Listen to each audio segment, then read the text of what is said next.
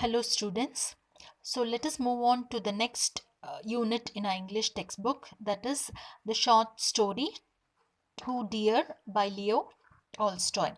Now for your summary answer, you will have to write a short paragraph, the first paragraph about Leo Tolstoy, right? So first ಹೇಗೆ start ಮಾಡ್ತೀರಾ? The short story Two Deer is written by Count Leo Tolstoy, comma, a Russian writer, full stop. He is a master of realistic fiction and is widely considered as one of the world's greatest novelists. ಇಷ್ಟು ಬರೆದು this story is adapted from an episode in Guy de Maupassant's work, translated into English, Afloat ಅಂತ ಬರಿಬೇಕು. Okay, suppose ಇಷ್ಟೆಲ್ಲ ಜ್ಞಾಪಕ ಇಟ್ಕೊಳ್ಳೋಕ್ಕಾಗಲ್ಲ ma'am ಅಂದರೆ at least ಈ 3 point ಆದರೂ ಬರ್ಕೊಳ್ಳಿ. The story too dear is written by count Leo Tolstoy, a Russian writer. He is a master of realistic fiction. This story is adapted from an episode in Guy de Maupassant's work, translated into English. ಅಂತ ಬರೀರಿ. Now coming to the 1 mark questions. ಈ ಚಾಪ್ಟರಲ್ಲಿ 1 mark questions ಯಾವುದು important ಅಂದರೆ, very first question, where is Monaco situated ಅಥವಾ where is Monaco located ಅಂತ ಕೇಳ್ತಾರೆ. ನೀವೇನು ಬರೀತೀರಾ? Near the borders of France and Italy ಅಂತನಾದರೂ ಬರೀರಿ, ಅಥವಾ on the shore of the Mediterranean sea ಅಂತನಾದರೂ ಬರೀರಿ. ಆಯಿತಾ? Both the answers are correct. Second question ಈ ರೀತಿ ಇರುತ್ತೆ, ವಾಟ್ ಇಸ್ ಮೊನಾಕೋ ಅಂತ ಕೇಳಿದ್ರೆ, ಮೊನಾಕೋ ಅನ್ನೋದು ಏನು? It is a tiny little kingdom. ಅದೇ ನಿಮ್ಮ ಆನ್ಸರ್. ಓಕೆ. ಮೂರನೇ ಕ್ವೆಶ್ಚನ್ ಇದು ಕೇಳಬಹುದು, how many inhabitants did Monaco have? ಆಯಿತಾ? ಇನ್ಹ್ಯಾಬಿಟೆಂಟ್ಸ್ ಅಂದರೆ ನಿವಾಸಿಗಳು ಅಂತ. ಎಷ್ಟು ಜನ ಇದ್ದರು? ಅಬೌಟ್ 7,000 ಅಂತ ಬರ್ಕೋತೀರಾ. That will be your answer. Hope you have underlined all these things in the class. Underline ಇಲ್ಲಾಂದರೆ ಇವಾಗಾದರೂ ಅಂಡರ್ಲೈನ್ ಮಾಡ್ಕೊಳ್ಳಿ. And what did next question ಈ ರೀತಿ ಇರುತ್ತೆ, what did the toy kingdom comprise of? ಈ ಟಾಯ್ ಕಿಂಗ್ಡಮ್, ಟಾಯ್ ಅಂದರೆ ಆಟ ಸಾಮಾನು ಅಂತ ಅರ್ಥ ಅಲ್ವಾ? ಈ ಟಾಯ್ ಕಿಂಗ್ಡಮ್ ಅಷ್ಟು ಚಿಕ್ಕದಾಗಿತ್ತು ಕಿಂಗ್ಡಮ್. ಆಯಿತಾ? What does it comprise of ಅಂದರೆ ಯಾರ್ಯಾರಿದ್ದಾರೆ, ಏನೇನಿತ್ತು ಈ ಕಿಂಗ್ಡಮ್ ಅಂದರೆ ರಾಜ್ಯ. ಆಯಿತಾ? ಏನೇನಿತ್ತು ಅಂದರೆ ಏನು ಬರೀತೀರಾ? ಪಾಯಿಂಟ್ ವೈಸ್ ಬರ್ಕೊಳ್ಳಿ, one below the other. A real kinglet ಅಂದರೆ ರಾಜ, a palace, courtiers, ministers, bishop, general and an army ಅಂತ ಬರೀತೀರ. ಆಯಿತಾ? That will be your answer. ಇನ್ನೊಂದು ಪ್ರಶ್ನೆ, ಟ್ರಿಕಿ ಕ್ವೆಶ್ಚನ್ ಈ ರೀತಿ ಕೇಳ್ಬೋದು, why was Monaco called a toy kingdom? So ತುಂಬ ಚಿಕ್ಕ ರಾಜ್ಯ ಅದು, ಯಾಕೆ ಆ ಥರ ಟಾಯ್ ಕಿಂಗ್ಡಮ್ ಅಂತ ಕರೀತಿದ್ರು ಅಂದರೆ ಇಷ್ಟೇ ಉತ್ತರ. There are only about 7,000 inhabitants. ಬರೀ 7,000 ನಿವಾಸಿಗಳಿದ್ರು ಆ ಇಡೀ ರಾಜ್ಯದಲ್ಲಿ, ಅದಕ್ಕೋಸ್ಕರ ಆ ಥರ ಕರೀತಿದ್ರು. Next question, how many men did the army have? ಆರ್ಮಿನಲ್ಲಿ ಎಷ್ಟು ಜನ ಇದ್ದರು? Monaco army, fill in the blanks ಬರ್ಬೋದು. Monaco army had dash men ಅಂದರೆ ಏನು ಬರೀತೀರಾ? 60 ಮೆನ್, 60 ಜನ ಇದ್ದರು ಆ ಆರ್ಮಿನಲ್ಲಿ, ಅಷ್ಟೇ, ಆ ಸೈನ್ಯದಲ್ಲಿ. ಓಕೆ. ಆ್ಯಂಡ್ ಇನ್ನು next question, there are taxes in this kingdom. What are the taxes levied by the kingdom? Tax ಅಂದರೆ ತೆರಿಗೆ ಅಂತ ಅರ್ಥ. ಸೊ ಈ ರಾಜ್ಯದಲ್ಲಿ ಯಾವ್ಯಾವ ತೆರಿಗೆಗಳನ್ನು ಜನರಿಗೆ ಹಾಕ್ತಿದ್ರು? Write one below the other, point wise ಬರೀರಿ. ಟ್ಯಾಕ್ಸ್ ಆನ್ ಟೊಬ್ಯಾಕೋ ಅಂದರೆ ತಂಬಾಕು, ಆನ್ ವೈನ್ ಆ್ಯಂಡ್ ಸ್ಪಿರಿಟ್ಸ್, ಮತ್ತು ಪೋಲ್ ಟ್ಯಾಕ್ಸ್. ಪೋಲ್ ಟ್ಯಾಕ್ಸ್ ಅಂದರೆ it's a tax levied on an individual ಅಂತ ಗ್ಲಾಸರಿನಲ್ಲಿ ಕೊಟ್ಟಿದ್ದಾರೆ, ಆಮೇಲೆ ನೋಡ್ಕೊಳ್ಳಿ ನೀವು. Next question, what is the new and special source of revenue levied by the king? Revenue ಅಂದರೆ ಇದು ಆದಾಯ ಅಂತ ಅರ್ಥ. ಓಕೆ. ಸೊ ಈ ಸ್ಪೆಷಲ್ ಸೋರ್ಸ್ ಆಫ್ ರೆವೆನ್ಯೂ, ಈ ಆದಾಯ, ಸ್ಪೆಷಲ್ ಆಗಿರುವಂಥ ಒಂದು ಆದಾಯ ಎಲ್ಲಿಂದ ಬರ್ತಾ ಇತ್ತು ಈ ರಾಜ್ಯಕ್ಕೆ ಅಂದರೆ, ಫ್ರಮ್ ಅ ಗೇಮಿಂಗ್ ಹೌಸ್. ಇದನ್ನು ಬರೀಬೇಕು, ವೆರ್ ಪೀಪಲ್ ಪ್ಲೇ ರೌಲೆಟ್. ಇಷ್ಟು ಬರೀತೀರ. Dash was the new and special source of revenue ಅಂತ ಕೇಳಿದ್ರೆ gaming house. where people play roulette. ಇನ್ನೊಂದು ಕ್ವೆಶ್ಚನ್ ಬರುತ್ತೆ, very important question. What is roulette? Roulette ಅಂದರೆ ಏನು ಅಂತ ಇರುತ್ತೆ. ನಿಮ್ಮ ಗ್ಲಾಸರಿನಲ್ಲಿ ಕೊಟ್ಟಿದ್ದಾರೆ. Roulette is nothing but a gambling game. Okay, ಅಷ್ಟು ಬರೆದ್ರೆ ಸಾಕು. ಇದನ್ನು ಅ ಗ್ಯಾಮ್ಲಿಂಗ್ ಗೇಮ್ ಅಂತ ಬರ್ಕೊಳ್ಳಿ. That is more than enough. Okay, ಅದೇ ರೀತಿ ವಾಟ್ ಈಸ್ ಫ್ರ್ಯಾಂಕ್ ಅಂತ ಕೊಟ್ಟರೆ unit of currency of France ಅಂತ ಬರೀತೀರ. ಈಗ ನಮ್ಮ ಇಂಡಿಯಾನಲ್ಲಿ ರುಪಿ ಅಂತ ಇದೆ ಅಲ್ವಾ, that is a unit of currency. ಅದೇ ರೀತಿ ಫ್ರಾನ್ಸಲ್ಲಿ ಫ್ರ್ಯಾಂಕ್ ಅಂತ ಹೇಳ್ತಾರೆ. Okay, fine. Next important point ಬಂದು, this roulette was the only such gambling establishment left in Europe. ಇಡೀ ಯುರೋಪ್ ಖಂಡದಲ್ಲಿ ಈ ರೌಲೆಟ್, ಈ ಗ್ಯಾಮ್ಲಿಂಗ್, ಗ್ಯಾಂಬಲ್ ಅಂದರೆ ಏನು ಹೇಳಿ, ಜೂಜಾಟ ಅಂತ ಅರ್ಥ. ಜೂಜಾಡೋದು, ಗ್ಯಾಮ್ಲಿಂಗ್ ಅನ್ನೋದು. ಗೇಮಿಂಗ್ ಹೌಸ್ ಅಂದರೆ ಜೂಜಾಟ ಆಡಲಿಕ್ಕೋಸ್ಕರ ಒಂದು ಸ್ಪೆಷಲ್ ಒಂದು ಬೇರೆ ಲೊಕೇಶನ್ ಇತ್ತು. ಆ ಸ್ಥಳದಲ್ಲಿ ಮಾತ್ರ ಜೂಜಾಟ ಆಡ್ಬೋದಾಗಿತ್ತು. ಅದು ಎಲ್ಲಿ, ಇಡೀ ಯುರೋಪ್ ಖಂಡದಲ್ಲಿ ಮೊನಾಕೋ ಅನ್ನೋ ರಾಜ್ಯದಲ್ಲಿ ಮಾತ್ರ ಇದ್ದಿತ್ತು. ಹಾಗಾಗಿ ಹಿಂದೆ ಒಂದು ಕಾಲದಲ್ಲಿ ಜರ್ಮನ್ ಸಾವರೀನ್ ಅಂದರೆ ಇಲ್ಲಿ ರಾಜರು ಅಂತ ಅರ್ಥ. ಜರ್ಮನಿನಲ್ಲಿರುವಂಥ ರಾಜರಿಗೆ ಈ ರೀತಿ ಗೇಮಿಂಗ್ ಹೌಸ್ ಇಟ್ಕೊಳ್ಳೋ ಅಧಿಕಾರ ಇತ್ತು. ಆದರೆ ಅವ್ರುಗಳು ಅದನ್ನು ಫಾರ್ಬಿಡ್ ಮಾಡಿಬಿಟ್ರು. ಫಾರ್ಬಿಡ್ ಅಂದರೆ ಅದನ್ನು ಸ್ಟಾಪ್ ಮಾಡಿಬಿಟ್ರು, ನಿಷೇಧ ಅಂತ ಅರ್ಥ. ಫಾರ್ಬಿಡ್ ಅಂದರೆ ಯಾಕೆ ನಿಷೇಧ ಮಾಡಿದ್ರು? They would risk all he had and what was the main reason? This was the reason. ಏನಾಗ್ತಾ ಇತ್ತು, ಯಾಕೆ ಇದನ್ನು ನಿಷೇಧ ಮಾಡಿದ್ರು ಜರ್ಮನಿಯವರು? Because in despair he would risk money and in despair he would drown or shoot himself. ಆಯಿತಾ? ಅವನು so ಯಾಕೆ ನಿಷೇಧ ಮಾಡಿದ್ರು ಅಂದರೆ ಏನು ಬರೀತೀರಾ? He would risk all he had and lose it. In despair, ಎದೆಗುಂದುಬಿಟ್ಟು, he would drown or shoot himself, ಒಂದು ಮುಳುಗ್ಬಿಡ್ತಾ ಇದ್ದ, ಹಾಗೆ ಸೂಸೈಡ್ ಮಾಡ್ಕೋತಾ ಇದ್ದ, ಇಲ್ಲ ಅವನೇ ಶೂಟ್ ಮಾಡ್ಕೋತಾ ಇದ್ದ. ಆಯಿತಾ? This is the answer. ಮತ್ತು only the prince of Monaco, ಒಬ್ರಿಗೆ ಮಾತ್ರ ಪೂರ್ಣ ಅಧಿಕಾರ ಇತ್ತು ಇಡೀ ಯುರೋಪ್ ಖಂಡದಲ್ಲಿ ಈ ಬಿಸ್ನೆಸ್ನ ನಡೆಸಲಿಕ್ಕೆ. ಯಾರಿಗೆ? ಪ್ರಿನ್ಸ್ ಆಫ್ ಮೊನಾಕೋ ಅಂತ ಬರೀತೀರ. It is a dirty business ಅಂತ ಹೇಳ್ತಾರೆ. ಆಯಿತಾ? ಯಾವುದು? What is a dirty business? Gambling, playing roulette is a dirty business. ಆಯಿತಾ? ಅದು ಜ್ಞಾಪಕ ಇಟ್ಕೊಳ್ಳಿ. ನೆಕ್ಸ್ಟ್ ಪೇಜಿಗೆ ಬಂದರೆ ಏನಾಯಿತು ಮೊನಾಕೋನಲ್ಲಿ? A murder was committed. Dash was committed in Monaco kingdom ಅಂತ ಕೇಳಿದ್ರೆ murder. And the people of that kingdom, ಯಾವ ಜನರು ಅಲ್ಲಿದ್ದ ಪ್ರಜೆಗಳು ಯಾವ ರೀತಿ ಇದ್ದರು? ದೇ ವರ್ ಪೀಸಬಲ್ ಅಂದರೆ ಶಾಂತಿಯುತವಾಗಿದ್ದರು. ಆ್ಯಕ್ಚುಲಿ ಈ ಥರ ಮರ್ಡರ್ ಆದಾಗ ದೇ ಕಂಡೆಮ್ ದ ಕ್ರಿಮಿನಲ್. ಏನು ಉಪಾಯ ಮಾಡಿದ್ರು? ಎಲ್ಲರೂ ಸೇರಿ ಜಡ್ಜಸ್, ಪ್ರಾಸಿಕ್ಯೂಟರ್ಸ್, ಜ್ಯೂರಿಮೆನ್, ಬ್ಯಾರಿಸ್ಟರ್ಸ್ ಇವರೆಲ್ಲ ಸೇರಿಕೊಂಡು ನಿರ್ಧಾರ ತಗೋತಾರೆ. ಏನಂತ? To have his head cut off as it law directs. ಅವರ ಕಾನೂನಿನ ಪ್ರಕಾರ ಆ ಅಪರಾಧಿಯ ತಲೆನ ಕತ್ತರಿಸಬೇಕು ಅಂತ. Only one hitch in the matter. Hitch ಅಂದರೆ ಸಮಸ್ಯೆ. ಒಂದು ಸಮಸ್ಯೆ ಇತ್ತು.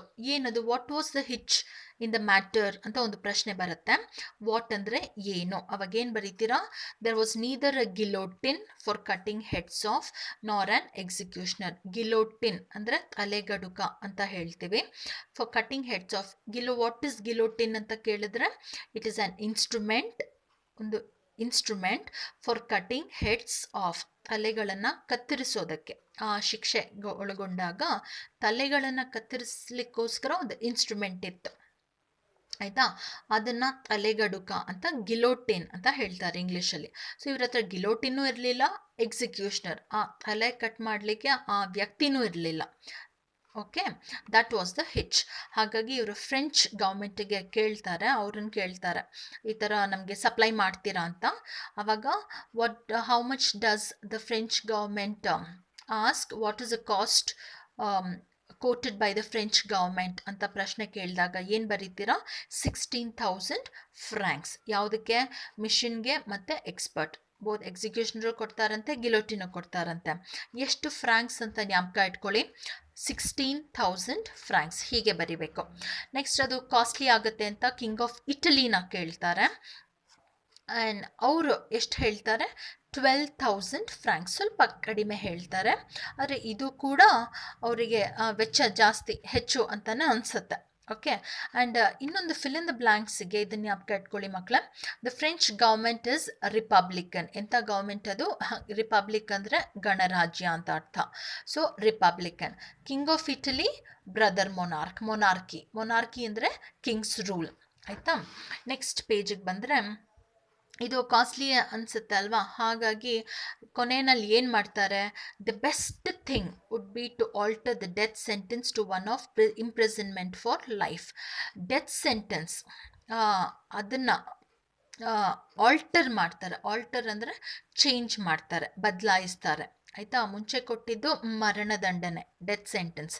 ಅದನ್ನು ಇವಾಗ ಗಿಲೋಟಿನ್ ಮತ್ತು ಇದೆಲ್ಲ ಕಾಸ್ಟ್ಲಿ ಆಗುತ್ತೆ ಅನ್ನೋದ್ರಿಂದ ಲೈಫ್ ಇಂಪ್ರಿಸನ್ಮೆಂಟ್ ಅಂದರೆ ಇದು ಫಸ್ಟ್ ಕೊಟ್ಟಿದ್ದು ಗಲ್ಲು ಶಿಕ್ಷೆ. ಲೈಫ್ ಇಂಪ್ರಿಸನ್ಮೆಂಟ್ ಅಂದರೆ ಥ್ರೂಔಟ್ ಲೈಫ್ ಹೀ ಈಸ್ ಇಂಪ್ರಿಸನ್ಡ್. ಆಯಿತಾ? ಅಂದರೆ ಅವನು ಅಪರಾಧಿಯಾಗಿ ಜೈಲಲ್ಲೇ ಅವನೆಷ್ಟು ವರ್ಷಗಳು ಬದುಕಿರ್ತಾನೋ ಅಷ್ಟು ವರ್ಷಗಳು ಜೈಲಲ್ಲೇ ಇರಬೇಕಾಗತ್ತೆ. Okay, that is life imprisonment for you. So this question, ಯಾವುದರಿಂದ ಯಾವುದಕ್ಕೆ ಡೆತ್ ಸೆಂಟೆನ್ಸ್ನ ಯಾವುದಕ್ಕೆ ಚೇಂಜ್ ಮಾಡ್ತಾರೆ, ಆಲ್ಟರ್ ಮಾಡ್ತಾರೆ? ಲೈಫ್ ಇಂಪ್ರಿಸನ್ಮೆಂಟಿಗೆ ಮಾಡ್ತಾರೆ. ಆಯಿತಾ? ಇದರಿಂದ ಎರಡು ಅಡ್ವಾಂಟೇಜ್ ಏನು? Enable the prince to show his mercy ಅಂದರೆ ಕರುಣೆ. ಈ ರೀತಿ ಕರುಣೆ ತೋರಿಸ್ದಂಗೂ ಆಗುತ್ತೆ ಅಪರಾಧಿಗೆ. ಇನ್ನೊಂದು ನಮಗೂ ಚೀಪ್ ಆಗುತ್ತೆ ಅಂತ ಅನ್ಕೋತಾರೆ. ಇನ್ನೊಂದು ಸಮಸ್ಯೆ ಬಂತು. ಏನದು? They was no suitable prison. ಅವನಿಗೆ ಸರಿಯಾಗಿರುವಂಥ ಈ ಸ್ಮಾಲ್ ಲಾಕಪ್ಗಳಿದ್ವು ಅಷ್ಟೇ, ಬಟ್ ಪ್ರಿಸನ್ ಅಂತ ಇರಲಿಲ್ಲ. ಹೇಗೋ ಮ್ಯಾನೇಜ್ ಮಾಡಿಬಿಟ್ಟು ಒಂದು ಕಡೆ ಅವನನ್ನು ಲಾಕ್ ಮಾಡಿಬಿಟ್ಟು, they also placed a guard over him. What was the duty of the guard ಏನು ಮಾಡಬೇಕಾಗಿತ್ತು? He had to watch the criminal. ಆ ಕ್ರಿಮಿನಲ್ ಅಂದರೆ ಅಪರಾಧಿನ ನೋಡ್ಕೋಬೇಕಾಗಿತ್ತು. ಇನ್ನೊಂದು, he had to fetch his food from the palace kitchen. ಆ palace kitchen, ಅಡಿಗೆ ಮನೆಯಿಂದ ಅಪರಾಧಿಗೆ ಆಹಾರನ ತಗೊಂಡು ಬಂದು ನೀಡಬೇಕಾಗಿತ್ತು. ಫೆಚ್ ಅಂದರೆ ನೀಡುವುದು ಅಂತ ಅರ್ಥ. ಆಯಿತಾ? ಈ ಥರ ನಡ್ಕೊಂಡು ಹೋಯಿತು. ಒಂದು ವರ್ಷ ಆದಮೇಲೆ the was a new item of expenditure. ಇವರಿಗೆ ಇದೇನು ಹೊಸ ಐಟಮ್ ಒಂದು ಬಂದ್ಬಿಡುತ್ತೆ. ಇವರೊಂದು ಅಕೌಂಟ್, ಇನ್ಕಮ್, ಆದಾಯ ಎಷ್ಟು ಬಂತು ಮತ್ತು ಎಷ್ಟು ಖರ್ಚಾಯಿತು. ಎಕ್ಸ್ಪೆಂಡಿಚರ್ ಅಂದರೆ ಖರ್ಚು ವೆಚ್ಚ ಅಂತ ಹೇಳ್ತೀವಿ. ಅಂತ ಲೆಕ್ಕ ಹಾಕಿದಾಗ ಒಂದು ಹೊಸ item, what was the new item of expenditure? This was for the keep of the criminal. ಕ್ರಿಮಿನಲ್ನ ಇಟ್ಕೊಳ್ಳೋಕ್ಕೋಸ್ಕರ ಒಂದು ಹೊಸ ಖರ್ಚು ವೆಚ್ಚದ ಐಟಮ್ ಒಂದು ಬಂದ್ಬಿಡತ್ತೆ. ದ ವಾಸ್ ಎ ಸ್ಪೆಷಲ್ ಗಾರ್ಡ್ಗೂ ಕೊಡಬೇಕು, ಜೊತೆಗೆ ಆ ಕೈದಿಗೆ ಆಹಾರ, ಅದೆಲ್ಲ ಸೇರಿ it came to more than 600 francs a year. ಇದನ್ನು ಜ್ಞಾಪಕ ಇಟ್ಕೊಳ್ಳಿ. What was the new item of expenditure? Keep of the criminal. How much did it come up to? 600 francs. So ಹಾಗಾಗಿ ಏನು ಡಿಸೈಡ್ ಮಾಡ್ತಾರೆ? We will dismiss the guard ಬೇಕಾಗಿಲ್ಲ, ಅವನು ಇರೋದರಿಂದ ತುಂಬ ಖರ್ಚಾಗುತ್ತೆ, ಗಾರ್ಡ್ ಇಲ್ಲದೇ ಹಾಗೆ ಮ್ಯಾನೇಜ್ ಮಾಡೋಣ, ಇವನು ಹೋಗಲಿ ಅಂತ ಡಿಸೈಡ್ ಮಾಡ್ತಾರೆ. ಹಾಗಾಗಿ ಅದನ್ನು ಹೇಳಿದವ್ರು ಯಾರು? ಅಪರಾಧಿಗೆ ಮಿನಿಸ್ಟರ್ ಆಫ್ ಜಸ್ಟಿಸ್. ಅವ್ರು ಹೇಳ್ತಾರೆ, there's no guard to keep you. ಈಗ ಗಾರ್ಡನ್ನು ಓಡಿಸ್ಬಿಟ್ವಿ, you can go wherever you like, ನೀನು ಎಲ್ಲಿ ಬೇಕಾದರೂ ಹೋಗಬಹುದಪ್ಪ, the prince will not mind ಅಂತ. Who delivered this? The criminal, minister of justice. ಜ್ಞಾಪಕ ಇಟ್ಕೊಳ್ಳಿ. ಆಯಿತಾ? You will have the one question there. Okay, that is very important. Who was the minister who delivered this opinion? Who the criminal ಅಂತ. Next ಇವನೇನು ಹೇಳ್ತಾನೆ ಕೈದಿ? You have ruin my character. ನನ್ನ ಕ್ಯಾರೆಕ್ಟರ್ನೂ ನೀವು ನಾಶ ಮಾಡಿದ್ರಿ.